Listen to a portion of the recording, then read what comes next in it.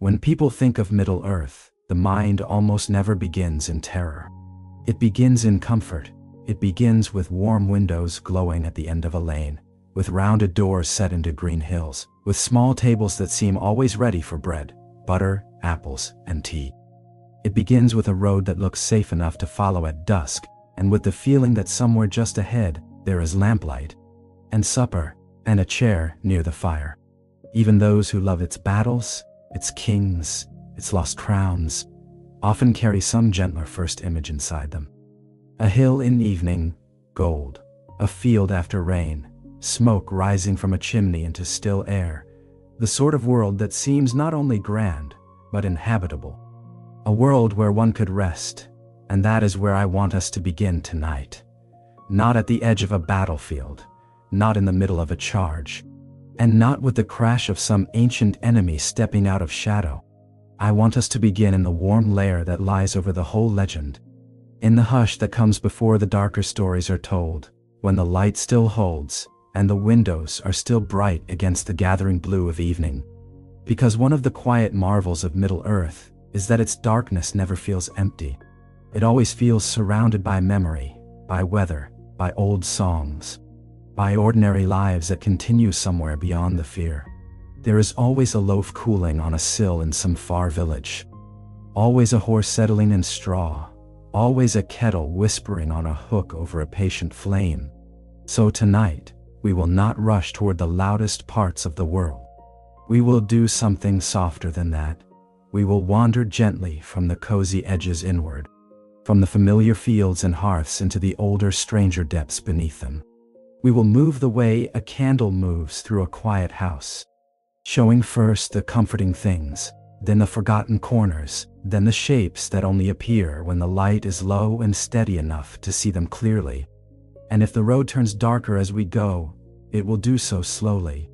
Never with a shove, never with a shout, only with that calm, half-dreaming curiosity that belongs to late hours, when stories stop demanding attention and begin instead to carry it.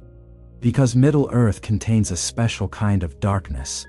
Not merely danger, not merely evil in the simple sense, but oldness. A depth of age that makes even its quiet places feel layered, as though behind every hill and under every root, there are older versions of the world still sleeping. Lost cities under mountains, pale lights over dead water, forgotten beings that never quite left when the bright ages passed. We are going to brush against those things tonight, but only from the safe side of the tale, only in the way one listens to rain from inside a room. So before we go any farther, let the world slow down a little. Imagine evening settling properly, the sort that does not arrive all at once but gathers by degrees. The air outside cools first, then the shadows lengthen under hedges and trees, then the windows begin to glow brighter, not because the lamps within have changed, but because the dark around them has deepened. Somewhere there is soup or stew. Somewhere there is fresh bread torn by hand. Somewhere there is the small domestic music of cups set on wood, of a door closing gently, a fabric rustling as someone leans back and decides, for a little while, to go nowhere at all. Let yourself stay there for a moment. Let Middle-earth be felt as a place of textures before it becomes a place of events. Wool blankets, polished tables, hearthstone warmed through from long use, the smell of wood smoke caught in old beams, a candle guttering and then straightening again. Boots left near a door after a long walk, a cloak drying by the fire. It is a world full of roads and wars and kings, yes. But it is also a world of pauses, of meals taken seriously, of weather watched from under shelter, of songs sung not for spectacle, but because there is time for them. That is part of why its darker corners work so well in the imagination. They exist in contrast to places that feel worth protecting. Tonight I want to keep that feeling close, even as we travel into stranger territory. Think of this less as entering a horror story, and more as entering a deeper room in an old house. The outer chamber is bright, the next one dimmer, the next lined with things long kept and little spoken of. And somewhere beyond that, there are older doors still. But the whole house remains the same house. The warmth does not vanish because we move farther from the fire. It only changes shape. It becomes memory, promise, orientation, a distant steadiness. If you are listening at the end of a long day, that is all the better. This is not a story that asks you to sit upright and brace yourself. It asks the opposite. It asks you to lean back a little, to let the names and places arrive without pressure, to feel the world more than to master it. There will be ancient powers, ruined halls, hungry things in dark water, kings who faded into shadows, and lights that became unclean. But none of it needs to be held tightly. You do not need to grip each detail. You only need to drift beside the road as it bends. The story will do the carrying, and since we are beginning in comfort, let us keep one small image with us as we go. A lamp left burning in a round window at the far end of evening.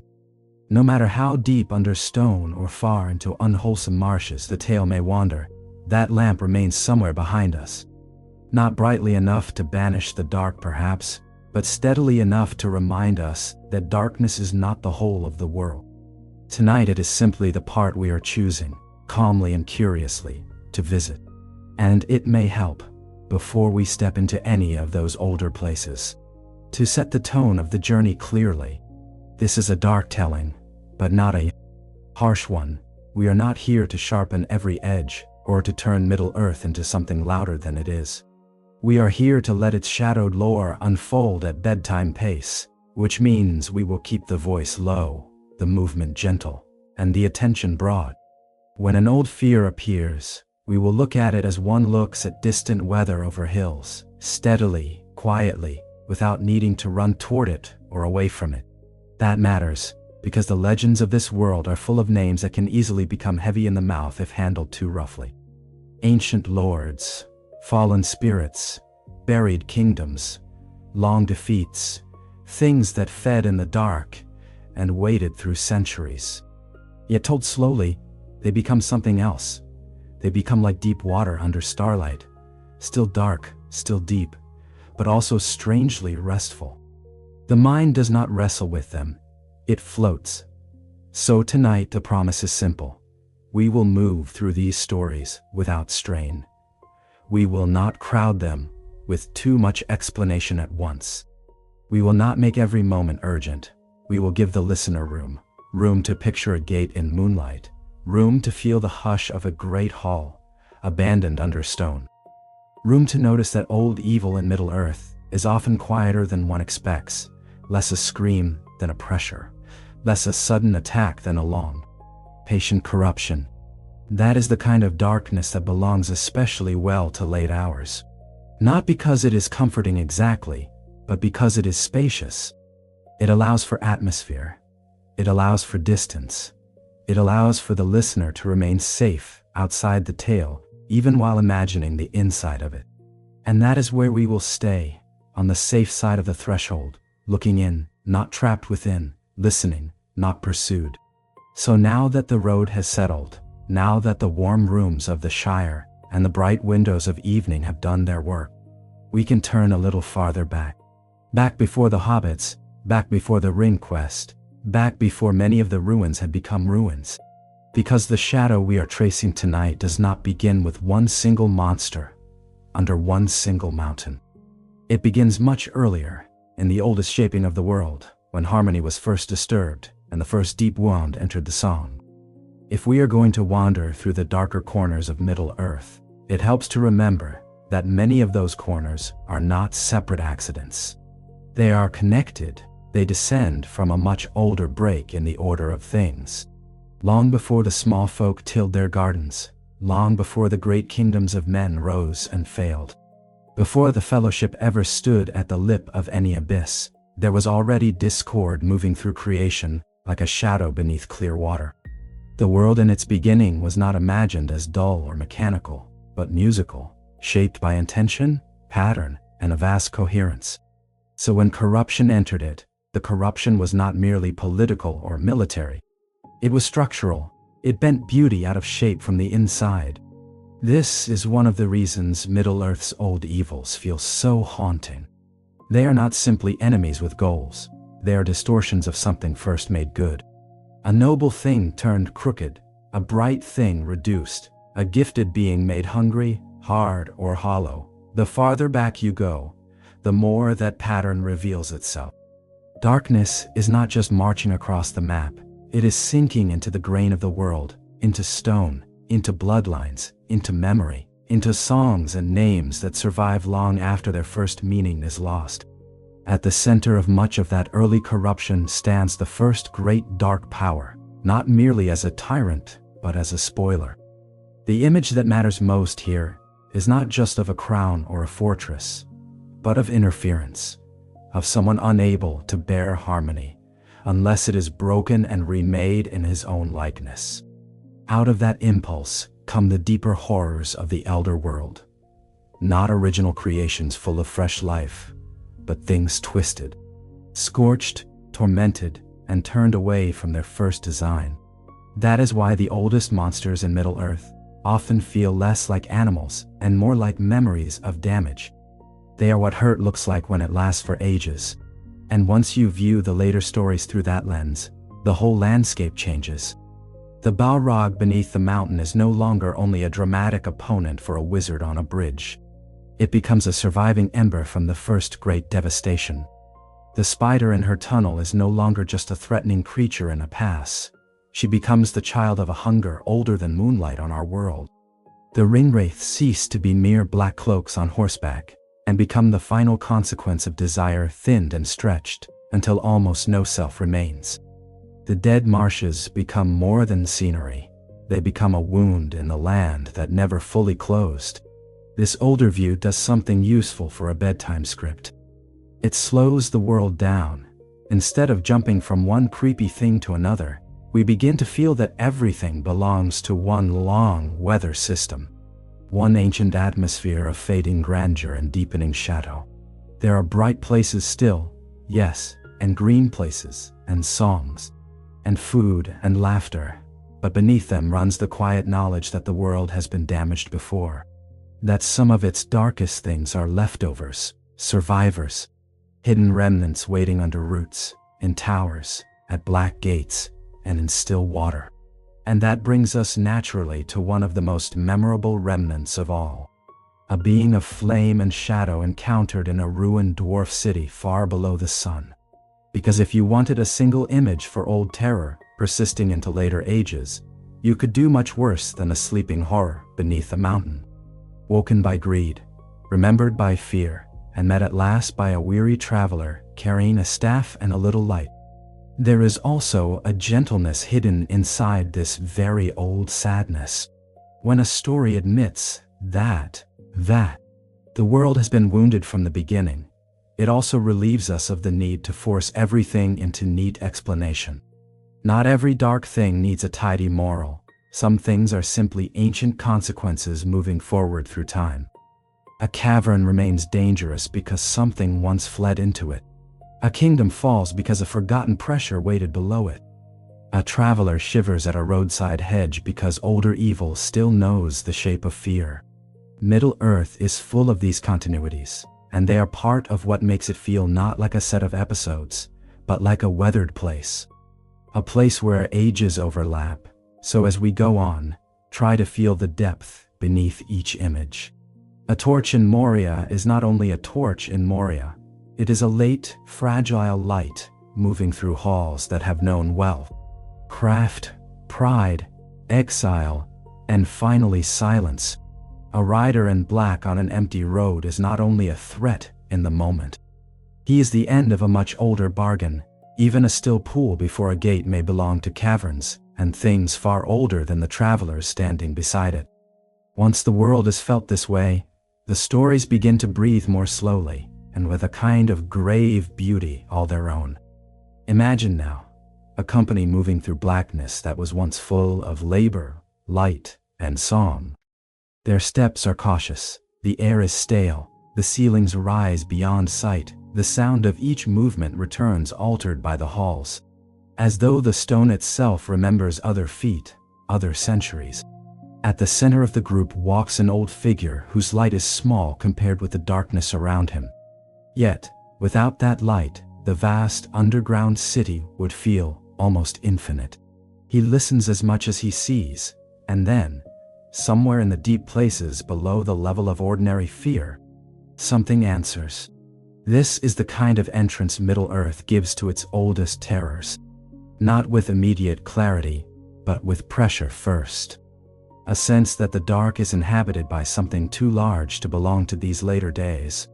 Before the shape is fully seen, there is rhythm, echo, disturbance. The knowledge that distance is closing. It is an excellent image for bedtime lore, because it combines movement and stillness so well. The company is moving, yes, yet the deeper power they are approaching feels like something that has been waiting motionless for an age, and has only now decided to wait.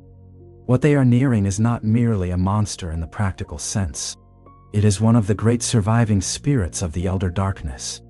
A being that once belonged to a higher order of existence, and then descended, through allegiance and corruption, into fire, wrath, and ruin. The most important thing to understand about such a creature is not its exact height, or the length of its weapon, or whether its darkness spreads like wings. Those details matter for the imagination, of course, but what matters more is the age inside it. A Balrog is terrifying because it does not feel accidental. It feels left over.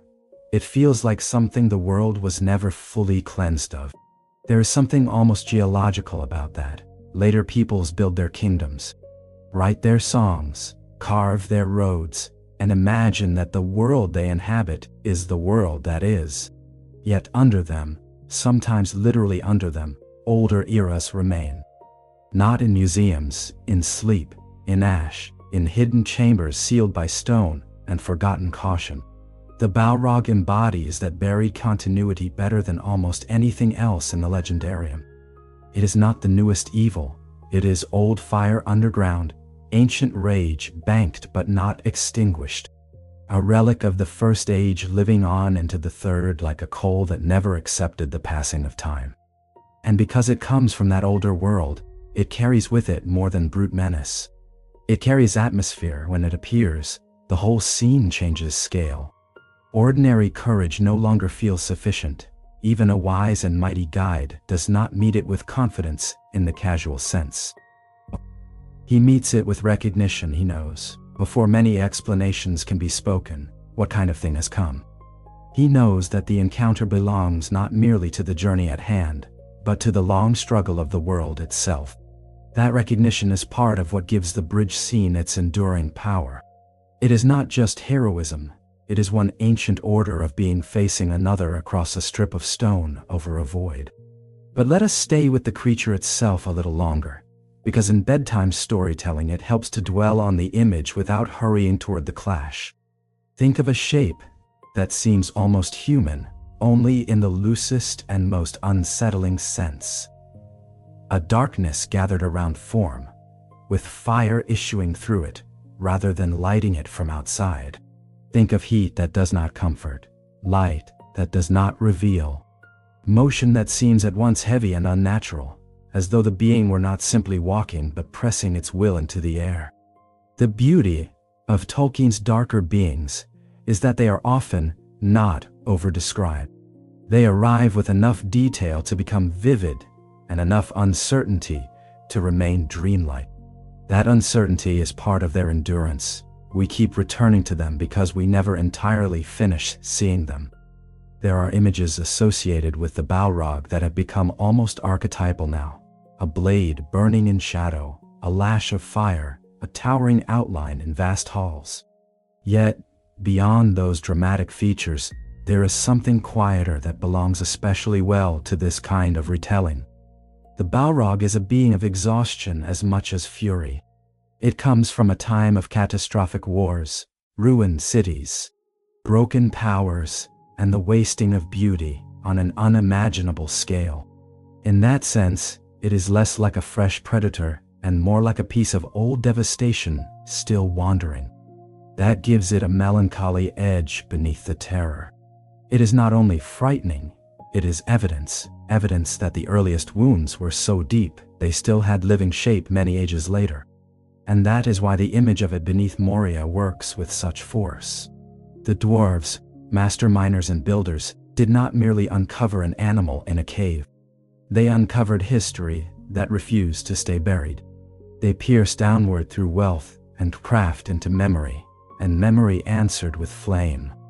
A whole city above had its own rhythms and glories, its own songs ringing under vaulted stone, its own treasures and patient workmanship.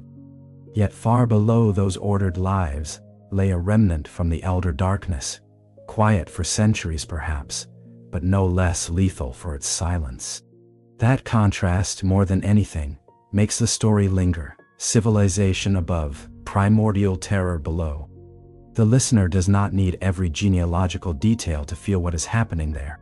One only needs the picture of a bright kingdom built layer upon layer over something that should have been left sleeping. One only needs to imagine tools biting a little too deep, a sealed place broken open, heat where there should have been only dark, and then the slow realization that the mountain contained more than ore. It contained an old enemy of the world, patient as buried fire. And once such a thing is stirred, the centuries between its first age and yours do not matter very much at all. They shrink, the past rises, and the torchlight of later peoples suddenly seems very small. There is also something deeply sleep-friendly in the rhythm of this descent. We are not being hurried from action beat to action beat. We are being lowered, almost ceremonially, through stone, silence, echo, and apprehension until the idea of the Balrog feels inevitable before the figure fully appears. That is worth preserving in the script. The deep world should seem to wake by degrees, first the black corridors, then the sense of great spaces beyond the lamp's reach, then the knowledge of a lost civilization, then the old fear beneath it. By the time the creature comes near, the listener should feel less as if something has jumped out, and more as if something immense has finally come into focus. And even in that focus, we can keep the tone measured. We can let the fire glow rather than blaze. We can let the fear gather rather than strike. Because the true power of this part of the story is not speed. It is gravity. The Balrog does not feel fast in memory. It feels inevitable. It feels heavy with age, heavy with ruin, heavy with the knowledge that some darknesses do not die when their masters fall. They retreat, they sleep, they wait for some later hand, innocent or greedy, or merely curious, to open the stone once more. If the Balrog gives us the image of ancient terror surviving, Khazad-dûm gives us the sorrow that makes that terror hurt. Before it was remembered chiefly as Moria, before it became a byword for darkness, it was one of the grand works of the world under stone. One should picture not merely tunnels and mines, but a kingdom shaped by patience, geometry, and pride. Halls cut with confidence through the mountain, pillars rising like tree trunks of carved rock, doors fitted with such skill that they seemed part of the mountain until moonlight touched the hidden lines.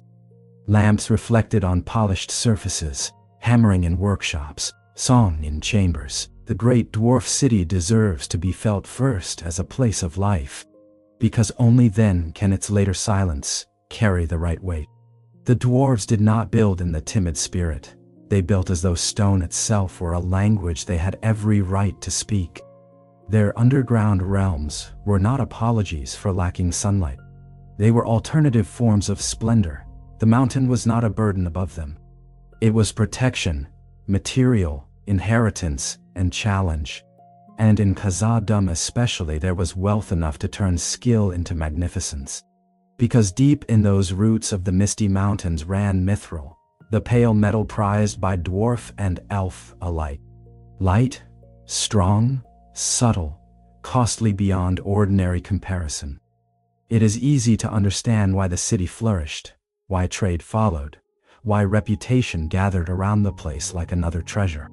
For a long while, that brilliance may have made the world under the mountain feel nearly invulnerable. There is a specific kind of confidence that comes from generations of mastery. Fathers teaching sons, crafts deepening with time, passages extended, levels added, knowledge mapped into the earth. When a civilization lasts, its routines begin to feel natural and permanent, and what was once daring becomes habit. That, perhaps, is part of the sadness here. The downward impulse no longer feels dangerous after enough years. It feels ordinary, another shaft, another seam, another descent. Stone has answered before. Why should it not answer again? So, the story of Khazad-dûm's fall is most effective, not when told as greed in a flat moral sense, but when told as the old, almost respectable confidence of a people who had gone deep many times, and therefore believed depth itself could still be negotiated. The dwarves followed wealth where it led. They carved farther, they dug lower, they trusted skill, endurance, inheritance. And at last they broke through into a depth that did not belong to craft. A chamber sealed not for convenience, but by age, a silence not empty, but occupied. In that instant, the relationship between the city and the mountain changed forever. What had been a realm became a lid when the thing below awoke. The name later given to it says almost everything one needs to know.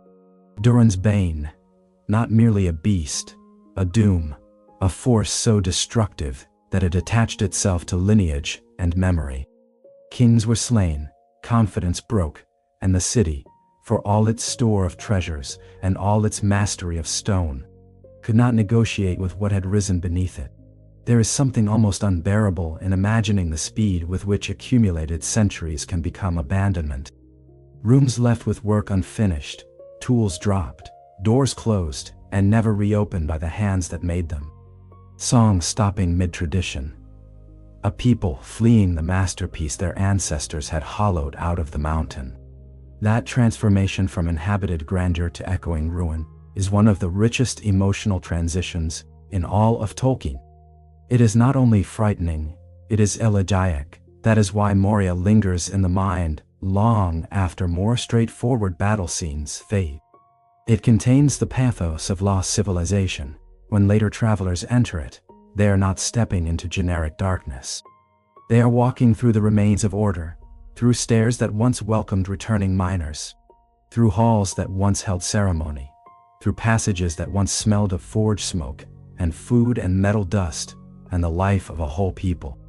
Every echo is doubled, one sound from the present, one from the past. This becomes even sadder when the later attempt to reclaim the kingdom is remembered. Hope goes back into the dark with names, plans, ancestral pride, and the ancient desire to restore what was lost. For a little while one can imagine optimism returning to those halls. Fires relit, voices rising, the old seat nearly made living again. But ruin has a way of pretending to be available before revealing that it belongs to the dark now. The records left behind from that failed return carry precisely the tone bedtime lore thrives on. Not shrill terror, but pressure closing in.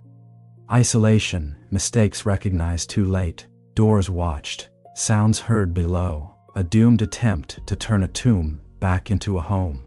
By the time the Fellowship enters these halls, all that layered grief is already present before the first confrontation. The bridge is powerful because of what precedes it. Before staff meets shadow, there have already been tombs, broken hopes, abandoned chambers, and the sense of a city whose very greatness has become the measure of its loss. So when the wizard turns at last to hold the narrow crossing, the scene feels less like random bravery and more like a final acknowledgement of everything the place has become. A little company in retreat, a void beneath, a ruin around, ancient rage coming on, ancient wisdom standing against it. It is one of those moments where the myth feels simple enough for a child's imagination and deep enough for a lifetime. And then comes the fall, which is so often remembered as a single shock that we forget the strange grandeur of what follows beneath the surface. The plunge does not end the contest. It extends it downward into regions lower than the dwarves knew, into water, roots, stone, and secret ways. The duel becomes almost elemental there. Fire meeting dark water, an old corrupt spirit driven upward through forgotten spaces by another of near equal order. And when at last, that struggle climbs from the depths to the mountain's peak, it has crossed nearly every vertical layer of the world. From buried foundations to cloud and cold air. Few combats in fantasy feel so much like a journey through a whole cosmology. Yet even here, the sleep-friendly tone depends on emphasis. The real feeling is not excitement alone, it is weariness, cost, altitude, old power spent in necessity. The gray pilgrim who falls in darkness and rises to contend above the clouds is not a warrior exulting in battle. He is a burdened being meeting one of the world's remaining catastrophes because no one else can do it. And that gives the whole arc its exhausted nobility. When the enemy is finally cast down, what remains is not triumph, shouted across a field. It is silence after expenditure, a mountain peak, a spent life, a victory paid for with almost everything. This is why the story of Moria should never be told as pure spectacle. It is better, especially for this kind of script, as a long lament threaded with awe. A city too magnificent to be forgotten, a depth too dangerous to be measured, a remnant of the oldest darkness brought again into movement. A guide falling from the company's sight, and behind all of it, the same quiet lesson the world keeps teaching. Beauty and ruin are never very far apart in Middle-earth. Often the loveliest things are those that most clearly remind us how much has been lost. Let us step back from the bridge for a while. Step back from the abyss, from the lash of fire, from the falling stone and the long stare and the battle carried from black water to the mountain's crown. Those things can remain where they are for the moment, held in the old tale. We do not have to stand on that narrow edge any longer. We can let the ruins grow quiet again. We can let the embers settle in the imagination until they are only a red memory beneath rock. This returning matters. One of the hidden luxuries of sleep storytelling is the permission to withdraw without resolving every feeling at once.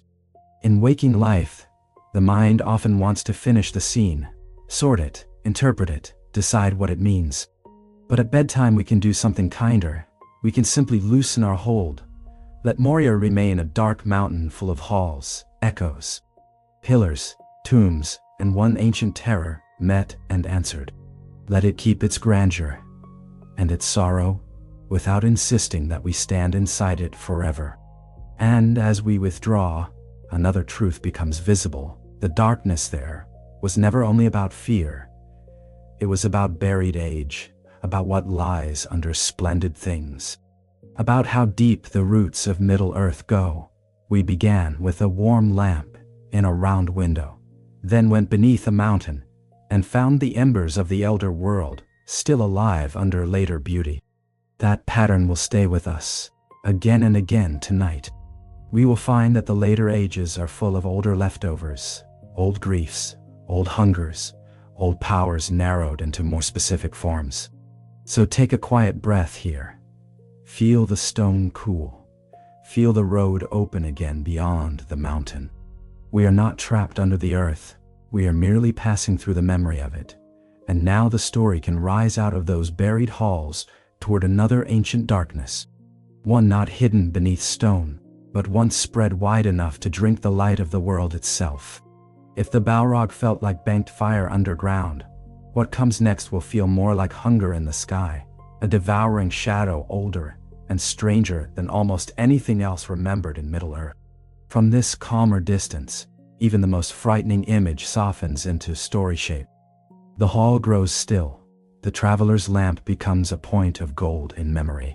The mountain keeps its secrets, and we, listening from outside it, are free to move on without haste.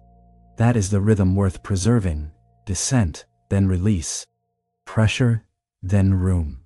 So when the next darkness comes, it arrives not on the heels of panic, but on the back of quiet wonder. There are horrors in Middle-earth that feel martial, forged in war and carried into battle. And then there are horrors that feel older than battle itself. They do not charge so much as spread. They do not conquer by banners and armies, but by appetite. If the Balrog is remembered as heat, motion and ruin under stone, then Ungoliant should be felt as the opposite kind of ancient threat. Vast hunger, cold darkness, and the swallowing of radiance. Her story belongs to that eerie class of myths, in which one senses not merely danger, but anti-light, the appetite to unmake what is bright. Part of what makes her so haunting is uncertainty. She does not arrive with the clean explanatory edges one might expect from later villains. She seems to loom up from an older and more obscure corner of the world, less an ordinary creature than a concentration of need. A living absence around which spider shape has gathered. That ambiguity is useful in a script like this because it lets the imagination breathe. She does not need to be pinned down too tightly. It is enough to feel that somewhere in the earliest age of the world, there existed a being whose nature was to feed. And to feed most terribly on light itself. Try to picture the world before sun and moon as we know them. When the blessed realm still shone by the living radiance of the two trees.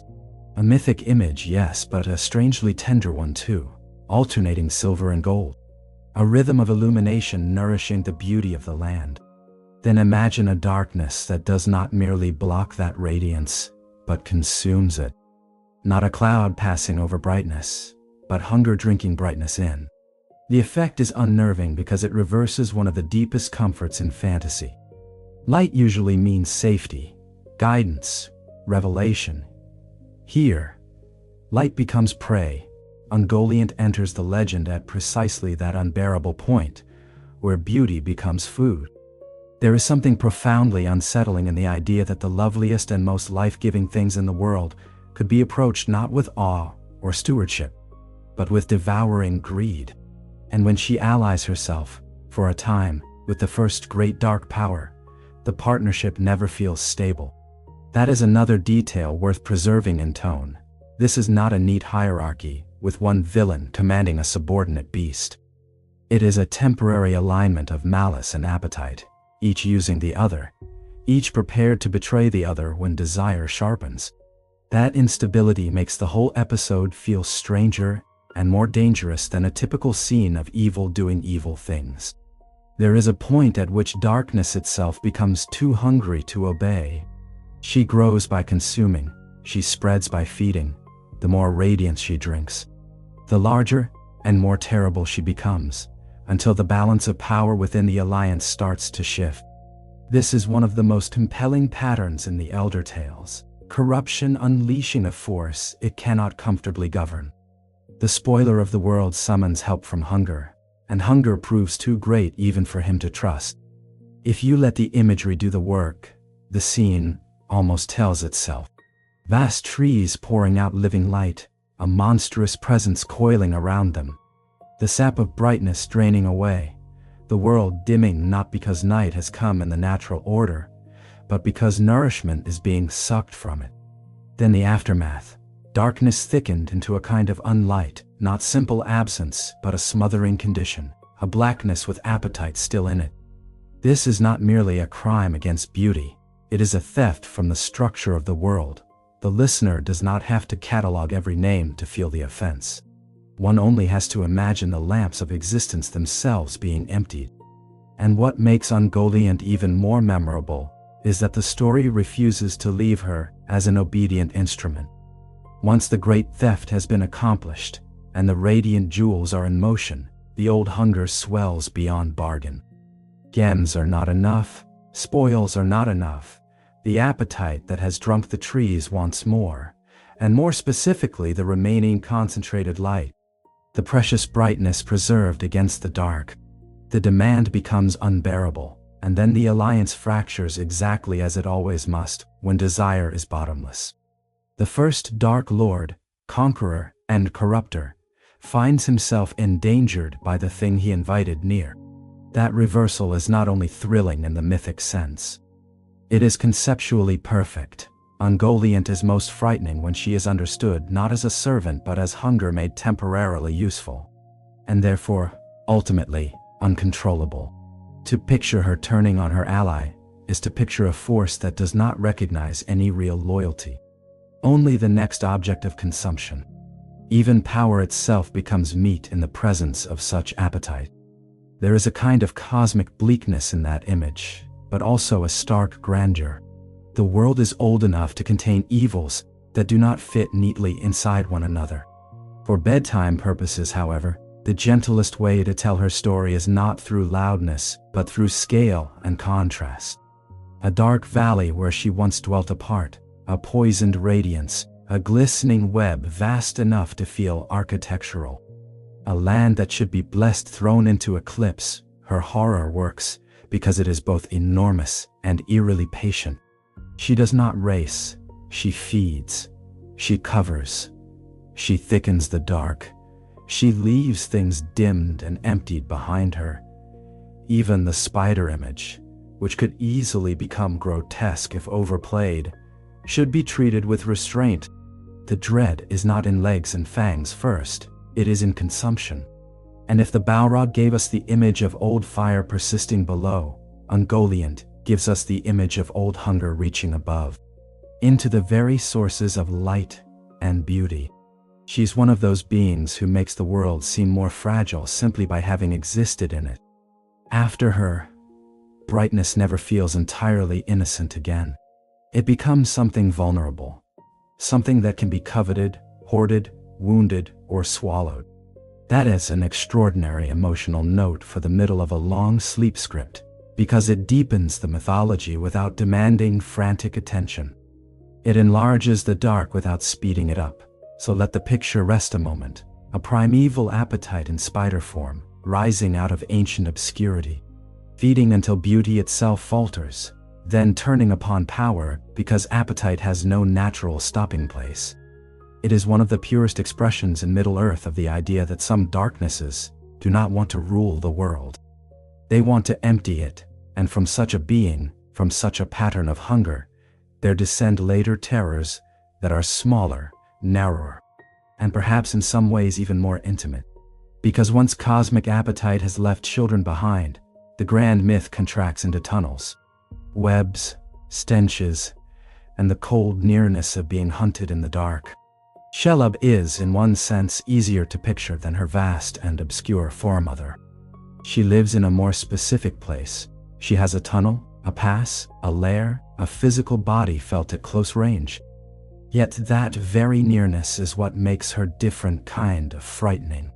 Ungoliant belongs to mythic scale, to the darkening of the world's great lights. Shelob belongs to suffocating proximity, stone close on either side, air gone foul, webbing that touches skin, a tunnel that seems not merely unlit, but actively unwilling to admit light. It is the ancient horror, narrowed into one immediate encounter with flesh, smell, texture, and patient malice. This is one of the reasons the passage into her domain works so well in a bedtime retelling. It can be made slow, the fear does not have to burst in, it can gather in sensory increments. First the path steepening and tightening, then the feeling that the dark ahead has a density to it, as if it were not empty atmosphere but substance. Then the smell, stale and corrupt, suggesting long feeding and longer neglect. Then strands that catch at clothing and fingertips. Then the unpleasant realization that the whole place is arranged, not like a road accidentally gone bad, but like a deliberate, digestive architecture. A creature has made this darkness functional. Shelob herself should not be rushed into view, better to let the tunnel introduce her by implication. That is always more dreamlike. A place designed around hunger tells you a great deal about the hungry thing before it appears. The walls, the silken barriers, the clutter of old remains, the inability of ordinary sight to master the dark, all these are forms of biography. They say, something ancient lives here, and everything around you has already been adjusted to its appetite. The traveler in such a place feels not merely endangered but out of category, as though he has stepped out of the world of roads and maps and into an older system where he is recognized only as food. That is what makes Shelob so powerful as a late descendant of primordial darkness. She is not a noble enemy, not a rival intelligence with a grand ideological project, not a military commander. She is a creature in the deepest sense, but a creature so old, immense, and malicious that the word almost ceases to mean what it usually means. There is something chillingly biological about her. She waits, she smells, she senses weakness, she preserves life only so that feeding may be prolonged. That practical cruelty is quite different from the towering abstractions of world-shaping evil. It feels intimate, physical, and horribly plausible. And yet the script must not become too sharp here. The key is to preserve the closeness without making it jagged. Describe the tunnel as muffled, almost padded by its own old weaving. Describe the dark as heavy. Describe the watcher within it as patient. Let the listener imagine a great body moving not with frantic speed, but with dreadful confidence, knowing that nothing blunders into this pass unless it has already, in some sense, been claimed. That is far more unsettling than frantic motion. A predator who hurries suggests uncertainty. Shelob does not need to hurry. The place itself works for her. What is especially haunting is that she exists at the edge of larger evil while not being reducible to it. Great lords rise and scheme nearby. Armies march, towers watch. Yet she remains in her own economy of appetite, fed by whatever strays within reach. Tolerated because her malice is useful to powers darker than ordinary creatures, but not truly obedient to them. In that she resembles her foremother. Hunger can be exploited, but never fully owned. The past becomes both military obstacle and feeding ground. And the darkness there acquires a layered unpleasantness, not only danger but indifference. Those who enter are not hated personally. They are simply available. And still, because this is Middle-earth, even such a place is threaded with strange beauty. There is a small light carried into the black, a stubborn friendship, a blade from an older people shining where it should not. That contrast matters. The darkness of Shelob's lair is not absolute in the emotional sense, because companionship enters with the travelers. One carries weariness almost beyond bearing, the other carries fear and devotion mixed together, and in that pairing the script can find its softness. We need not turn the scene into a frantic struggle. We can let it remain what it most memorably is, a test of loyalty in a suffocating dark. So when Shelob finally emerges, let her come as a completion of the tunnel rather than a random surprise. A thickening of all the hints that preceded her, a body that seems to gather the black around itself. Eyes that do not comfort by reflecting light, but trouble by seeming to keep their own. A movement that is somehow both silent and heavy, as though silk and stone had learned to advance together. That way the listener does not merely encounter a spider. The listener feels the whole environment culminate in her. And when the conflict comes, the emotional center should stay with endurance rather than action. A smaller figure standing in defense of another, panic held at bay long enough to act, a little brightness forced against a cavernous old appetite. That is the true bedtime strength of the episode. Beneath the ugliness and fear, there is tenderness. There is someone refusing to abandon someone else in a darkness where abandonment would be easy. The horror then becomes bearable because it is framed by loyalty. Shelob survives in memory, finally, because she narrows the vast hunger of elder legend into one close and tangible passage. She is what cosmic darkness becomes when it settles into the world and keeps feeding age after age. She is old malice reduced to tunnel scale, spider scale, body scale, and that reduction makes her in some ways more immediate than her giant foremother ever could be. You do not need to imagine the dimming of the world to feel Shelob.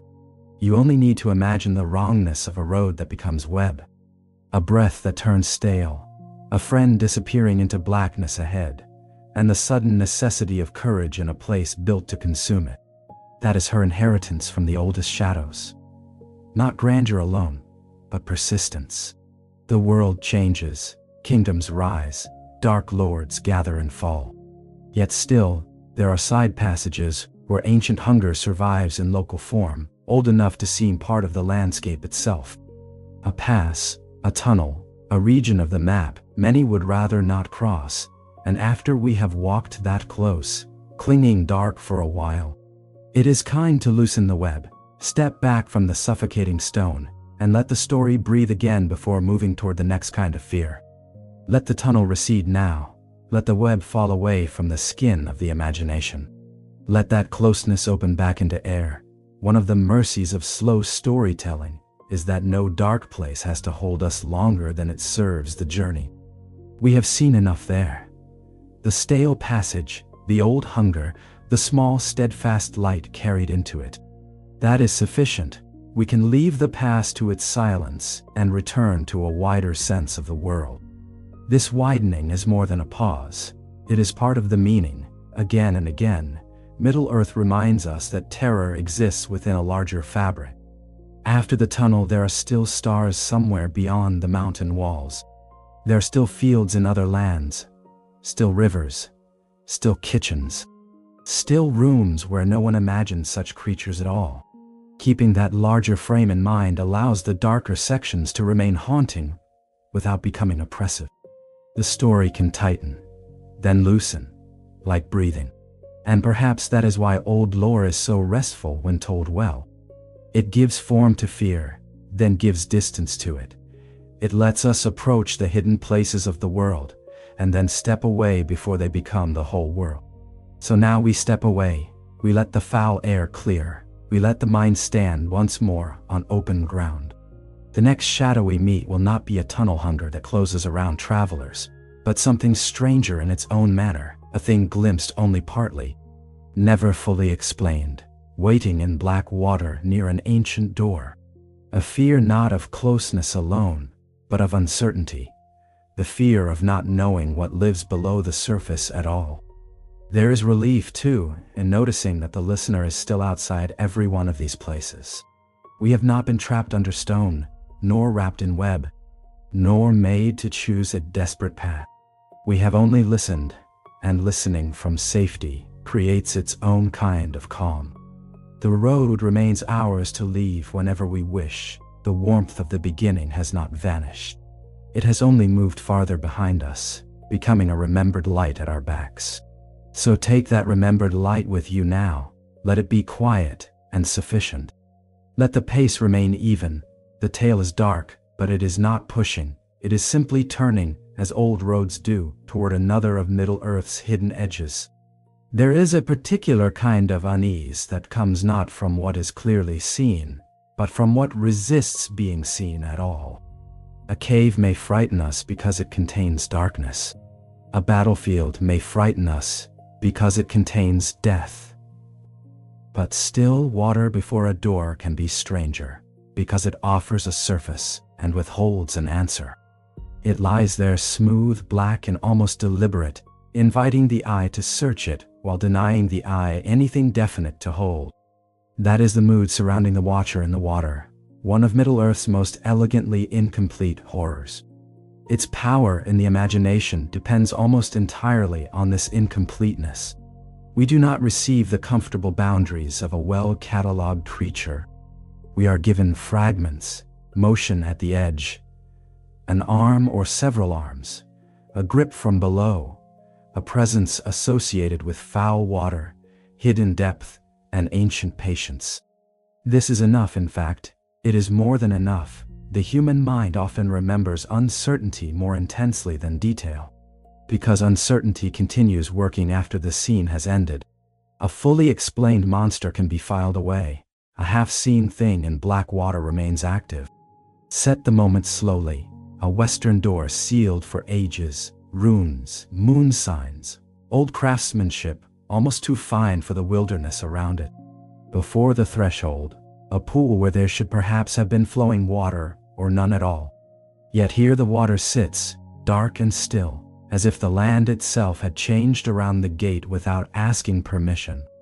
There is something wrong in that stillness, not dramatic wrongness, not obvious corruption visible from afar, something quieter. The sense that the water is not merely water anymore, that it has become the skin of a hidden inhabitant. What lives below it need never be named too thoroughly. Indeed, the less certain we are, the more the episode works. Perhaps it came from caverns deeper than the travelers knew. Perhaps it crawled, or was washed from nameless places beneath the mountains. Perhaps it had waited there for years, or centuries or longer, feeding on animals, wanderers, or whatever else came near enough to touch the edge.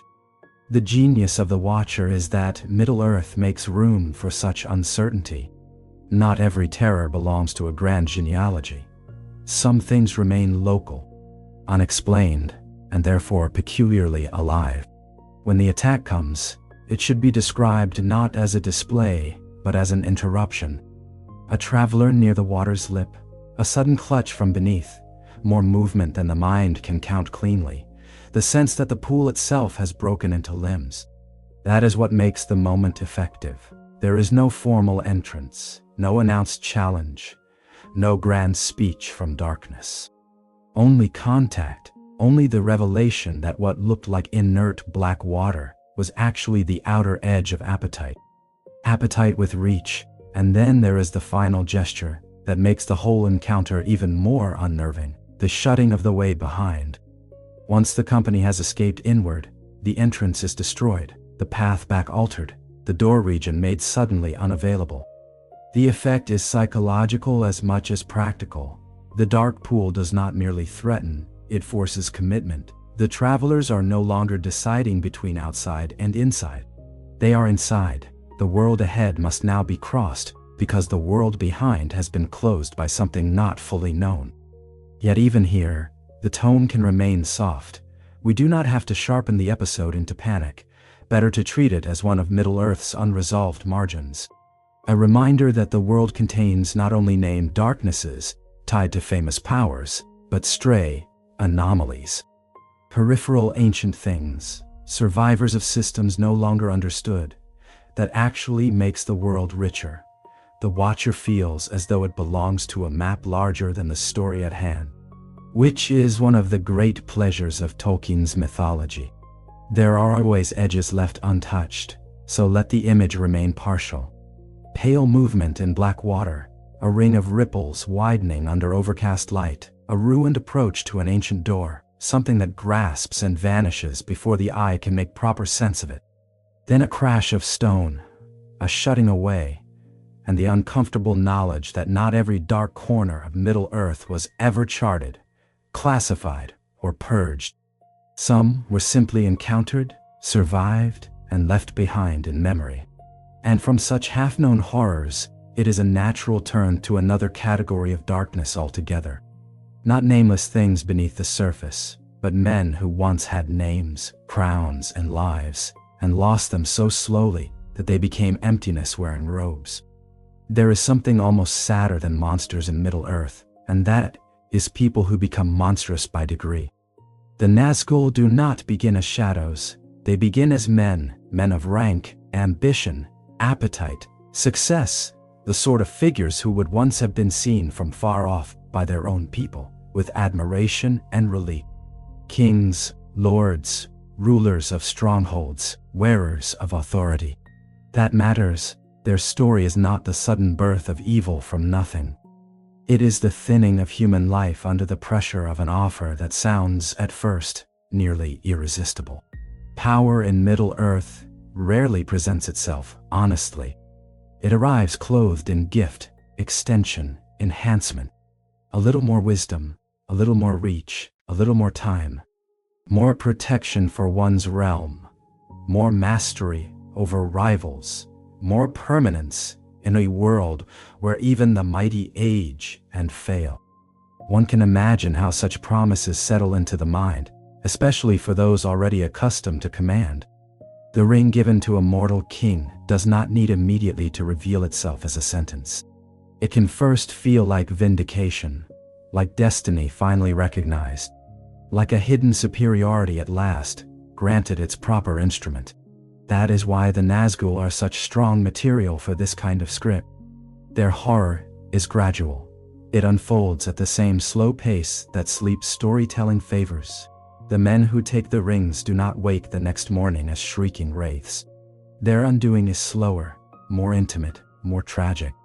Life stretches, desire sharpens, ordinary satisfactions fade. The world of sunlit surfaces loses color and warmth.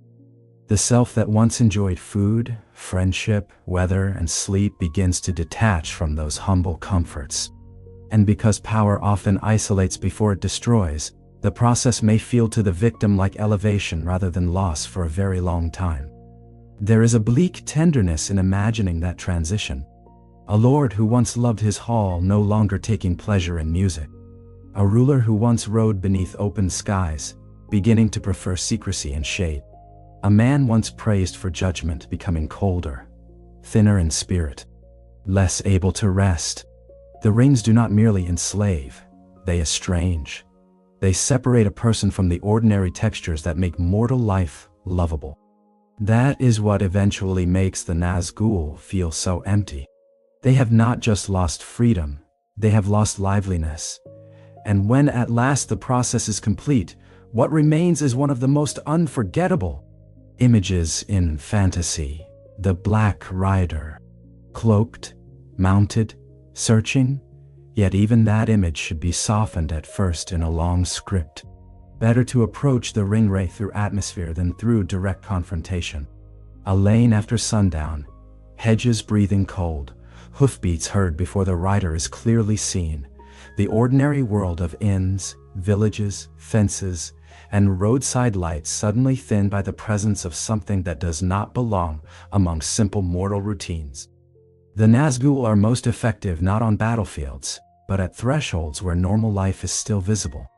Think of a warm inn in the evening, voices downstairs, firelight, supper, a host bustling about in human confusion. Outside, however, along the road, and beyond the last safe lamp, there moves a shape that pulls warmth out of the scene, simply by existing nearby. This is one of Tolkien's quiet masterpieces. The Black Riders are not only frightening because they are servants of a dark lord. They are frightening because they violate the texture of ordinary life. They bring a cold vacuum of meaninglessness into places of bread, ale, gossip, and bedsheets. Their arrival makes simple safety suddenly feel fragile. The Nazgul also introduce a specifically bodily unease. They are linked with chill, with breath gone wrong, with the draining of strength from those who come near. One can imagine them not as clashing swords first, but as weather of despair. A pressure that weakens resistance before any blade is drawn. A sound that enters the nerves, a nearness that makes courage feel cumbersome, and the will feel slow. This is very useful for a bedtime voiceover, because it lets danger remain atmospheric. The Ringwraith is not merely a figure on a horse, he is a field of diminishing vitality wrapped in black. And still, the real emotional core of their story is pity. Not soft pity exactly, but the grave recognition that these were once living men who desired too much of a thing mortals were never meant to keep. Endless extension, dominion without surrender, the longing to outlast one's limits. Their fate becomes a warning, yes, but also a lament. They do not enjoy what they have become, they endure it. They are trapped in the very continuation they once sought. That is one of the saddest and most profound turns in Tolkien's imagination. That a wish for more life can result in a condition less livable than death. This is why the Nazgul belong naturally after the Watcher. The Watcher gave us fear of the unknown outside the category of human life. The Ringwraiths return us to something worse in another way: the corruption of the human category itself. We know what a king is, we know what a rider on a road is, we know what authority looks like, and then all those forms remain while the inner person has thinned almost to nothing. A crown may still be worn, a command may still be given, a mount may still be ridden across leagues of land. But the one who wanted power has been hollowed out by the very means of holding it. So when you picture them tonight, do not picture them only as iconic black silhouettes. Picture the long process behind the silhouette, the years in which the gifts still seemed gifts, the gradual fading of appetite for ordinary joys, the estrangement from daylight, the increasing dependence on the power that is remaking the self. The moment when one no longer quite belongs among the living, but has not gained any true peace among the dead. In that long thinning lies their real terror, and because these are sleep-told stories, we can let the sadness remain front and center. Let the riders pass like cold memory across the roads of Middle-earth. Let them sniff at hedges and village lanes. Let them feel both regal and ruined. Let the listener understand that what approaches in black is not simply a hunter, but the worn-out end of a long bargain. Power promised too much, mortality was despised, humanity stretched and stretched until it became spectral. That is what rides in the dark, and from those faded kings, the story naturally broadens once more into the haunted geography they touch. Cursed cities, dark hills, poisoned valleys, and battlefields where memory itself seems unable to rot away. Among the nine, one presence rises above the others in dread and stature, not because he alone is terrible, but because he gathers the whole logic of their corruption into a single commanding emptiness. The Witch King is what remains when rulership has been preserved, after the ruler has all but vanished. He is title without warmth, command without life, authority sharpened into pure dread. And because of that, the lands and strongholds associated with him feel less like ordinary military locations and more like extensions of a ruined condition of being. The most unnerving descriptions of him are often the simplest. A tall form in black, a crown above a space that should contain a face and does not. Eyes or a cold gleam, where no healthy human gaze remains. A voice that seems to wound courage before weapons do.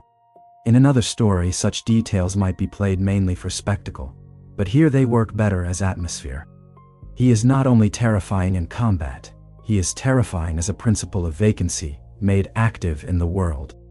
The self has thinned so far that majesty survives without personhood. That is much stranger than mere ugliness, because he has become that sort of being. Places under his influence undergo a similar transformation. They do not simply become dark, they become sickly, light remains, but corrupted, architecture remains, but poisoned by memory and use. Roads remain, but they lead through dread rather than civilization. This is why Minas Morgul is one of the richest dark settings in Middle-earth. It is not merely a fortress of evil built from nothing. It is a former place of beauty and watchfulness defaced into a lamp of decay. That defacement gives it emotional resonance. Like Moria, it was not born a ruin. It became one through corruption. Picture the valley approaching it. Slanting land. Shadow gathering early. A city pale where it should be warm. Shining with a light that does not comfort because it seems detached from any healthy source. The most memorable corrupted lights in fantasy are not those that fail to illuminate, but those that seem to illuminate the wrong way, making objects look more dead rather than more visible. Minas Morgul belongs to that category.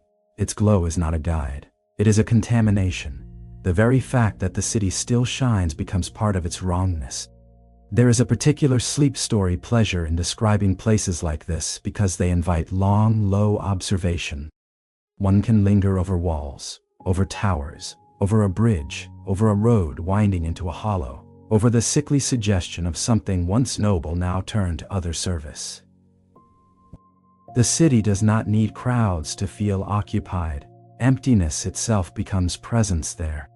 One imagines watchfulness in the stones, corruption in the very mortar, a lingering pressure on the mind of anyone foolish enough to remain too long under that false radiance.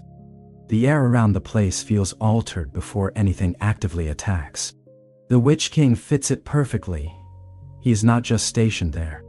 He is almost architectural, a sovereign of vacancy inhabiting a city of vacancy. Both ruler and city display the same principle, form retained, spirit inverted.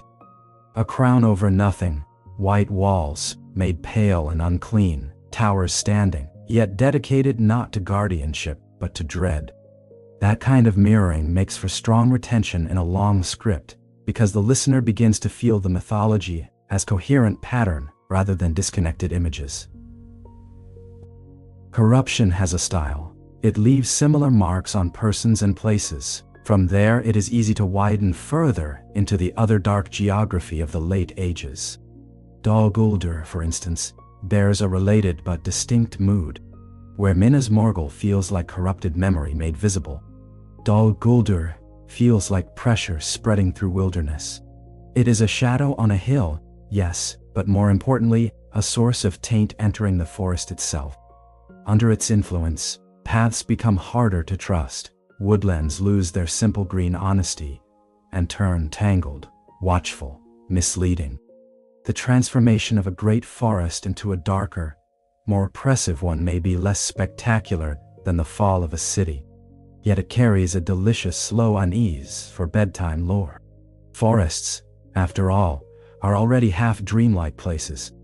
They shift with weather and season, their distances deceive, their sounds come without visible source, add a gathering old power in a ruined hold within them. And the whole landscape begins to feel mentally altered. One can imagine animals growing scarce, spiders growing bold, clearings becoming suspiciously still, and once familiar roads seeming to lean away from where they used to go. That is the sort of corruption Tolkien excels at. Not always explosions of evil, but the gradual making unhomely of what ought to feel habitable. And because the world is layered, the listener can sense old stories feeding into later ones. Dark fortresses become breeding grounds of fear. Hills become seats of sorcery. The surrounding land takes on the coloration of what dwells at its heart. The effect is almost ecological. Evil is not confined to one body or one throne. It migrates into atmosphere, habitat, habit, and rumor. Villagers speak differently about the same road. Elves withdraw. Travelers alter routes, even before one sees the ruin itself. The region announces its character by what no longer thrives there.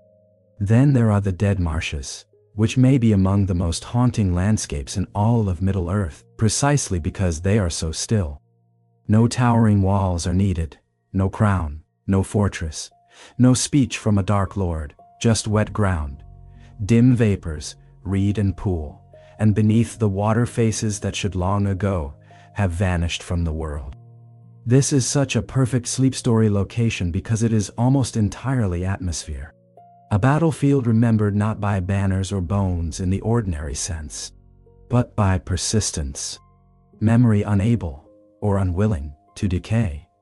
The marshes represent yet another form of the same broad corruption. History not settling properly. The dead remain as impressions under dark water. Lights flicker above them like deceptive invitations. The traveler must move carefully, because even the surface is unreliable. Marshland always has a way of making boundaries uncertain. And here that uncertainty becomes nearly metaphysical. Are the faces bodies? Are they images? Are they memory trapped in place? The legend does not insist on complete answers. It lets the pools keep part of their mystery, which is exactly right. The marshes do not need explanation to work. They need stillness. Describe them slowly and the listener will follow. Clammy air. A softness underfoot that cannot be trusted. Thin lights in the distance that may draw the eye the wrong way. Water dark enough to become mirror-like, and in that mirror shapes below that seem both near and unreachable. Proud faces, broken faces, faces of warriors from an ancient last alliance, held under the skin of the marsh, as if the land itself had refused to release them. It is grief made landscape, sorrow spread out flat and wet under a gray sky. This is where the middle and late sections of the script can become especially smooth. Instead of piling fact upon fact, linger on sensation. Let the Witch King become a cold, vertical figure against a poisoned city. Let Dol Guldur become a pressure in the forest. Let the Dead Marshes become a horizontal waste of memory and dim lights. The listener will experience these as distinct flavors of darkness, while still feeling the unity between them. All are consequences of prolonged corruption, all places or presences in which normal life has thinned. By now, a pattern has fully emerged. We have gone from buried fire in Moria to devouring hunger in the Elder Dark, from tunnel malice to black water, from kings emptied by power to cities, and landscapes emptied by long corruption. Middle-earth's darkness is no longer one thing. It is a whole family of diminishment, heat made terrible, appetite made bottomless, mortality made unendurable, beauty made unclean, memory made stagnant, wilderness made suspicious. The world seems richer for containing all these registers, yet also lonelier. And that loneliness is important, because it prepares us for the turn we need before the ending. After so much dark grandeur, so many ruins, wraiths, poisoned lights, and haunted places, the script requires not a final burst of intensity, but a release unlike the earlier returns to safety. Something stranger and lighter, not simple warmth restored, but an older, odder form of harmlessness. A figure who has walked through the edges of the world without becoming burdened by them. A pocket of being that neither hungers, like Ungoliant, nor fades, like the Nazgul, nor broods, like the powers and ruined towers. In a world so thoroughly marked by the desire to possess, dominate, corrupt, or endure too long, it is almost shocking to meet a presence who simply exists, sings, and lets power slide off him like rain. And so, after all those heavy places, the story turns in one of the most delightful ways Tolkien ever allows it to turn. Not into simple brightness, not into a moral explanation, and not into a triumphant conclusion, but into strangeness of a gentler kind. Tom Bombadil enters Middle-earth like a tune that does not belong to the same key as the surrounding danger, and yet somehow fits the world more deeply than many grander figures do. He is not restful because he makes sense. He is restful because he does not need to make sense in the way power-hungry beings do. That difference matters immensely after a long dark passage. We have spent time with beings who devour, dominate, pursue, poison, hollow, and remember too long. Tom does none of these things. He sings, he wanders, he notices, he commands within his own small domain, yes, but without the fever of possession that marks so much of the world's sorrow. Even his oddness is soft, rather than threatening.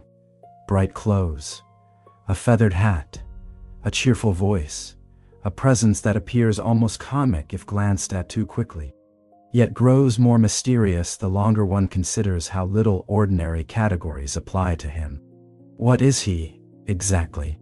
That is one of the questions the lore wisely declines to settle, and it should remain unsettled here. The point is not to solve Tom Bombadil. The point is to feel what happens to the atmosphere of the tale when he appears. The world relaxes without becoming shallow. Peril does not vanish everywhere, but it loses its monopoly. Suddenly there is a being for whom the usual economy of fear and power does not function. The ring that burdens others does not fasten to him in the same way. The contests that define kings, dark lords, and ringwraiths do not grip his imagination. He stands slightly aside from the whole tragic machinery. For a bedtime script, that is gold after so much corruption. One deeply needs a figure who is not merely good in the moral sense, but free in a more radical sense. Free from domination, free from covetousness, free from the exhausting need to enlarge the self. Tom seems almost to belong to the world before anxiety about control fully set in. Not in the sense that he is naive, but in the sense that he is uninterested in the central temptation driving so much of the story. This makes him not weaker than the dark powers, but different along a line they cannot easily touch. His house intensifies that feeling. It is one of those rare places in Middle-earth that feels enclosed and safe without seeming defensive.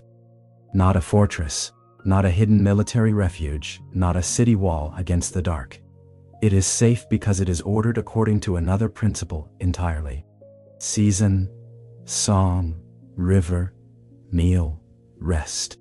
The domestic returns here, but transformed by enchantment.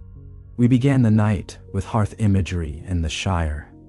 And now, near the end, we arrive at another kind of sheltered place, older and stranger, where the ordinary and the numinous sit at the same table. Goldberry belongs to that mood as well, turning the house into more than a cottage and less than a palace. A place where natural things feel gently personified rather than ruled. Water, lilies, weather, tablecloth, candlelight. The sense that hospitality itself has become magical without ceasing to be calm. This is exactly the kind of texture that allows a long sleep script to exhale. After dead faces beneath marsh water and towers of poisoned light, to enter a room where songs are sung and beds are prepared feels almost miraculous. Yet it does not feel like escapism. It feels like another truth of the world being allowed forward. Tom is also useful because he preserves mystery while removing dread. That is difficult to do well, and Tolkien does it almost uniquely through him. We are not asked to understand his origin in full. We are not given a great explanation of his metaphysical rank. Different readers have wondered whether he is an embodiment of something primordial, an echo of creation untroubled by later struggles, or simply a being whose category does not map neatly onto the great chains of power. All such theories can rest tonight. The sleep value lies in the unresolvedness itself. Not all mystery must be dangerous, and perhaps that is why he is such a strong late turn for this script. He lets us remain in the enchanted mode without having to remain in the haunted one. The imagination is still awake, still curious, still suspended in Middle-earth's deep strangeness, but the body no longer needs to brace against it. The dark has not been denied. We have walked through too much of it for that. Yet it is no longer all we can feel. There is also singing. There is yellow light. There is a table. There is a host whose being is so untouched by the will to possess that he becomes, paradoxically, one of the most secure presences in the story. So let him stand near the close of the telling as a different kind of lamp. Not the warm lamp in a hobbit window from the beginning, though he rhymes with it. Not the poisoned lamp of Minas Morgul. Not the dying light devoured in elder days, a stranger lamp than any of those, the light of an undivided spirit. Cheerful, bounded, enough unto itself. In his presence the listener can feel the world settling into a more spacious mystery. One need not solve everything, one need not master the whole legend. It is enough to know that beyond the devouring and the fading there, still exist songs no shadow has bothered to corrupt, because shadow cannot understand why they matter. That is a wonderful note on which to loosen the journey. We do not leave Middle-earth by defeating every darkness. We leave it by remembering that darkness never fully owned the world in the first place. There were always older simplicities, stranger goodnesses, smaller sanctuaries, and forms of being for which power was never the center. Tom Bombadil, absurd and profound all at once, is one of the clearest signs of that. And once he has entered the tale, the whole burden of the previous sections seems a little lighter to carry.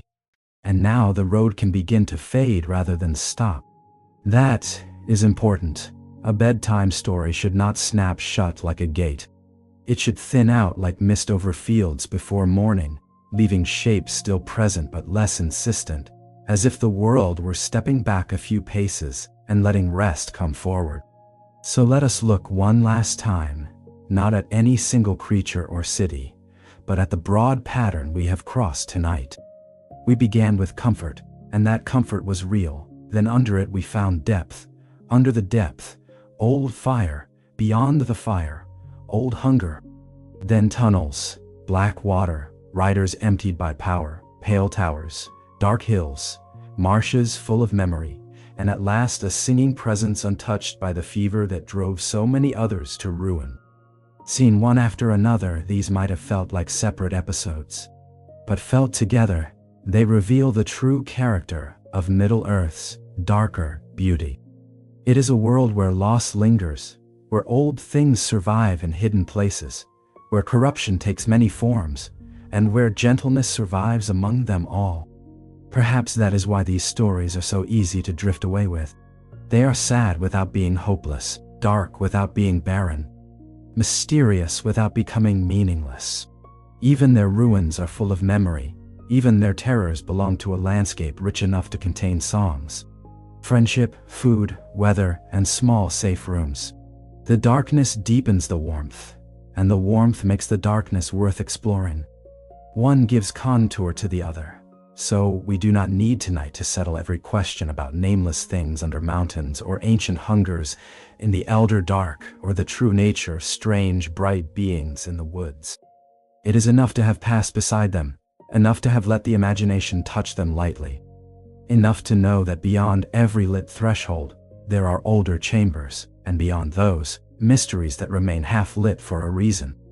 Some stories improve when completely explained. Middle-earth is often lovelier when a little of it remains in shadow. And that is where we can let the mind rest now, not in a solved world, but in a deep one. A world of roads and routes, towers and marshes, songs and remnants, bright houses and black pools, all receding gently together into one broad twilight. The journey does not end so much as soften. The lamps grow smaller, the names grow quieter, the world remains, but you no longer have to follow it actively. You may simply float near its edge a little longer, until even that edge becomes dream. Because of course there are still roads we did not take. There are still deeper things under mountains than any lantern has fully revealed. There are still later transformations and returns, stories of white light after gray, of towers not yet visited, of forests with memories of their own, of ancient beings who remain politely unexplained, no matter how many ages pass. Middle-earth is kind in that way. It never seems exhausted by one telling. Each shadowed corner implies another path just beyond it. And perhaps that is one of the secrets of why these tales stay with us so well.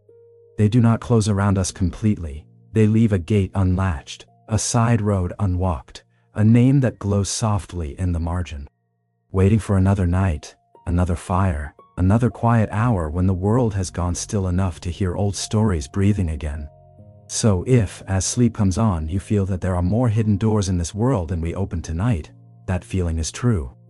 There are, and it is good that they remain. For now they can stay closed, or half-closed, or merely glimpsed between trees and stone. Their presence is enough. You do not need to walk every road in one night to feel the size of the country. Sometimes the best sequel is not a promise spoken aloud, but a quiet sense that the map keeps going after the voice grows faint. So let the road go now. Let the hills darken. Let the towers grow distant, and the marsh lights sink back into mist. Let the black water become still again, the old halls quiet again, the strange songs of the woods soft enough to mingle with sleep. You have gone far enough for one night, far under mountains, and far into the elder, dark, through ruins, passes, valleys, and memories. Nothing more is required. If any image remains, let it be a gentle one, a lamp in a window, a table laid in a warm room, a little fire holding steady while the world outside deepens into blue and silver. Even in Middle-earth, with all its losses and lurking remnants, there are always such lights. They are part of what makes the darker roads worth listening to. They remind us that mystery need not cancel comfort, and that old sorrow can exist beside rest. So rest now. Let the names loosen.